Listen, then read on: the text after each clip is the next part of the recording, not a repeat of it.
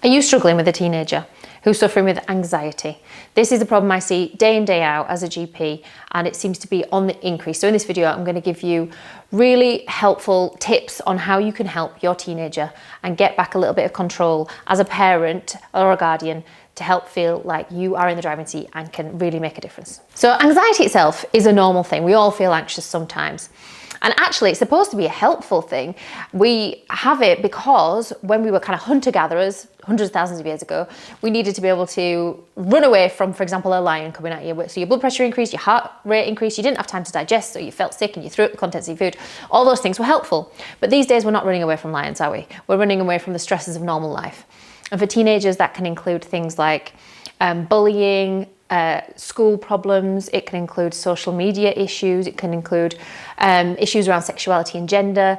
So the world is a pretty confusing place for teenagers right now, isn't it? And it's hard to know what you can do to help. I am a mum of a teenager as well, so I know how you're feeling. So we need practical changes to help. So you might have noticed that your child has become withdrawn. They may have anger issues, and they may be really easily emotional, and this can all be signs of anxiety. So first things first, how do you communicate with your anxious teenager? Well, it's quite difficult, isn't it? They don't always open up. And as a parent, our instinct, especially if we think it's something quite trivial, is to say, like, don't be silly, you don't need to worry about this. You know, there are worse things going on in the world, there are wars and whatnot, and actually try and avoid doing that, because that makes them feel more embarrassed and more shamed about how they're feeling, and they're less likely to open up to you. So instead of that, try and say things like, this sounds really difficult for you. You know, there's no shame in anxiety, but we're going to be as a team, we're going to work together. Give them your undivided attention. So do lots of listening rather than speaking.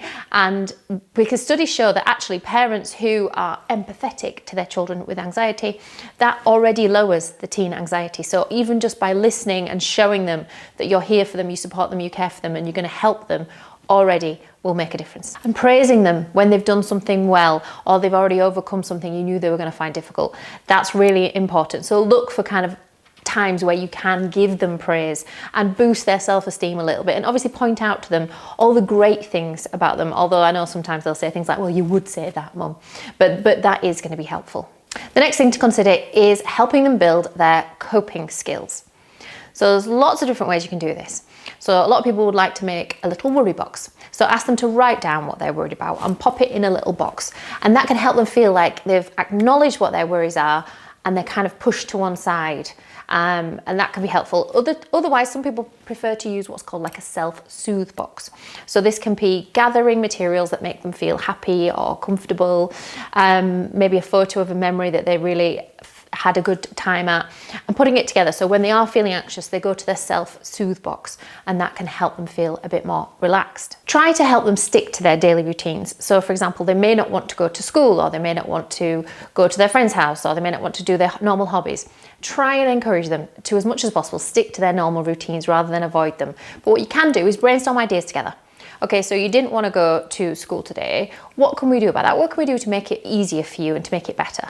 Rather than trying to avoid it, that's going to be a better solution. Set small goals for this, and then really let them know how proud you are when they've achieved these goals that you've agreed on, and hopefully they'll feel proud of themselves as well. The next thing to think about is encourage them to do some relaxation techniques. So there's loads of stuff out there. I'll put some links in the description for some good resources. But even just really simple things like rectangular breathing is one I often use a lot and have suggested to my teenager. So this is where you look at anything that's a rectangle, like a TV or a picture frame, and you breathe in slowly on the short edge and you breathe out for a bit longer on the long edge. And that really helps focus their attention and helps their anxiety. This is also good if they're in the middle of a panic attack, to try and remember these. So there's loads of different ways of doing kind of mindfulness, relaxation techniques. Consider things like doing meditation, yoga, if that's something they're up to, or maybe you can like look forward to that for the future. But just look into what might work for them. There's also loads of books you can buy to help them, distraction techniques. They can colour, they can do art, whatever it is that they might find helpful, because every child's different. So I'm not going to tell you there's one thing you have to do here, but just speak to your child about the different options and see what they think might help them. Okay, next let's talk about social media. This is kind of the bane of parents' lives, I think, up and down, are trying to get our teenagers off their phones, which I know is very difficult. But studies do show that teenagers who spend more time on social media, there is an increased risk of mental health problems. So we do need to try and tackle this, but I appreciate it isn't as easy as just saying, right, you're not allowed your phone today, I'll put it down. I know that doesn't go down very well. So what can you do? Okay. Try and talk to them about social media and explain about how what they see, about people don't look as real as that. The party pictures are made to look more fun than they really were. The kind of Instagram, TikTok filter of life isn't real. It's not representative of real life. Obviously try and encourage them to do other activities to kind of busy themselves so they're not just in their rooms by themselves on their phone. So if there were hobbies they used to enjoy, can they try and get back into that? Can they meet with friends? Real life social interactions are going to be much more helpful for their mental well-being. Make sure they're cutting ties with anything or anyone who is online who is making them feel negative about themselves, and encourage them not to post negative things about other people. It's quite easy to kind of forget the harms that this can cause. So just trying to have that open and honest conversation with them about those dangers is really useful. And then limit your own screen time, because if you're telling them one thing but then you're sat scrolling on your phone, which is easy to do, then that's a bit difficult. Even some families have kind of family screen free time of an evening. So between 6 and 8 p.m, we're all just going to be together and we're not going to be on our phones, something like that. But again, not every family is the same. So just think about ways that are going to be helpful for you to help your teenager not be too obsessed with social media. So the next thing to think about, which I've just touched upon, is about how you can be a role model. So I mentioned about how you can cut down your own time on your kind of cell phones and your mobile phones, but think about this beyond that. So are you staying calm? Are you saying, look, I struggle with these problems as well, and this is how I overcome them? The teenager is going to want to know that you're real, you're fallible, but that you are really trying and that there are ways to overcome it. And just think about, are you eating well? Are you exercising? Are you sleeping? All the things that we should be encouraging our teenagers to do. Because if you're not doing them, they're probably not going to listen when you tell them to do them as well. So try and look after yourself and show that you are a role model for improving your mental well-being as well. And finally, sleep.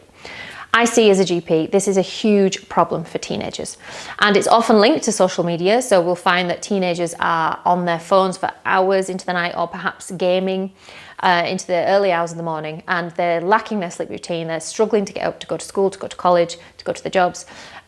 So sleep is a massive problem that really negatively impacts the mental health if they're not getting enough sleep. So this does need to be tackled, and I appreciate it's not always easy. So try and encourage lack of screen time before bedtime. Keep the phone out of the room. Make sure they've got a sleep routine. So at this time this happens, you know, like a nice bath before bed, or whatever it is, a sleep routine to help the body get into those helpful sleep patterns. Try and avoid napping in the day if possible. No caffeine before bed, which includes things like Coca-Cola and chocolate. And make sure their room is kind of free of distractions, quiet and cool. All those things are going to help with the child's sleep, which therefore should help with their anxiety. So that's a quick whiz through lots of things you can do to try and help your teenager who's struggling with anxiety. Make sure you're looking after yourself as well, because I know how difficult it can be as a parent when you're struggling with these things. I hope you found that helpful. Check out my other videos. I've got lots of other information there. It's always honest, reliable medical information. So do take a look and leave me a comment. I'd love to read what you think.